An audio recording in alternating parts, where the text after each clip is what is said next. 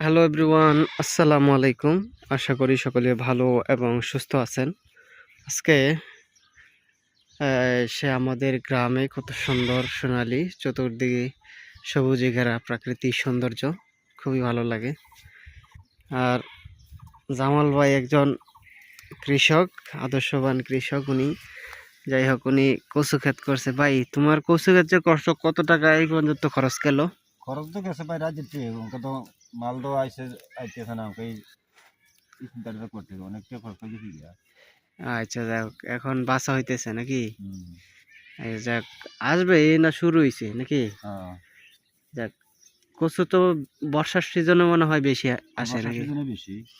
ও, তো এই পর্যন্ত তোলা হয়েছে নি? আজকে তুললাম কতটুক তোলা? 1.5 কেজি পরিমাণ তুলছি।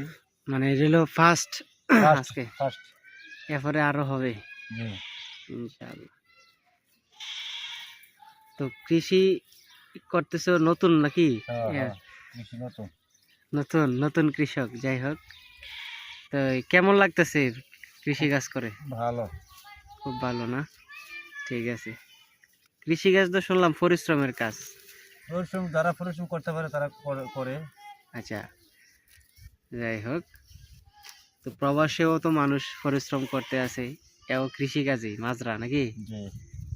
দেখ, আমরা দেশের মধ্যেই কি গাছ কয় এটি রে, ওই যে যেটি তুলতে আছো? কচু না না, ওই যেটা বন্ডি ফালাইতেছো, এটি যে একটু ধান? ঘাস বা ধানের জ্বালা ও আচ্ছা আচ্ছা। আর যারা বা নতুন, আলি। হ্যাঁ, যারা নতুন উদ্যোক্তা হইতে চায়, যেমন কৃষি করতে চায়, তাদের উদ্দেশ্যে তোমার কিছু বলার আছে নি, বলো। তাদের উদ্দেশ্যে কি বলার আছে, যে যারা নতুন তোমার মতো হইতে চায়, নতুন ভাবে কৃষি কাজ করতে চায়?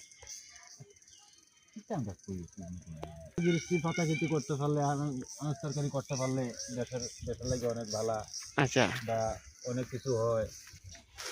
এই করতে পারে তরি তরকারি তরকারি দাম কিছু কম থাকে। দাম দিয়ে খাইতে পারে। হ্যাঁ, আচ্ছা এই আচ্ছা। চলাফেরা সুন্দর করে করতে পারে। এই আর কি।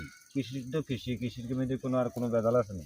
না না, যাই হোক, খুবই ভালো লাগলো তোমার কথা শুনে। আসলে দর্শক যারা আছেন, জামাল ভাইয়ের জন্য দোয়া করবেন, যেহেতু নতুন কৃষক।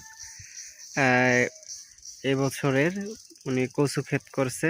যাই হোক, এই কচু হয়তো দাম পর্যায়ে আসবে ইনশাল্লাহ, বাজারজাত মজুরজাত করার পর।